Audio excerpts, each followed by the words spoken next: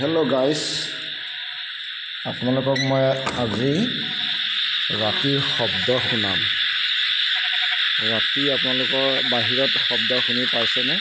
এনেকুৱা ধৰণৰ শব্দ। এয়া চাওকচোন, আমাৰ ঘৰৰ পাছফালে কি শব্দ হৈ আছে। এয়া উইচিৰিঙা আৰু ভেকুলীৰ শব্দ। আপোনালোকে শুনিলে হয়তো আচৰিত হৈ যাব। আপোনালোকে নিশ্চয় এনেকুৱা শব্দ শুনে চাগে, কিন্তু ইমান শব্দ।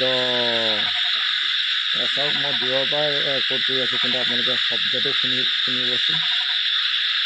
এই আমাৰ ঘৰৰ পাছফালে ওলাই আহিছোঁ মই।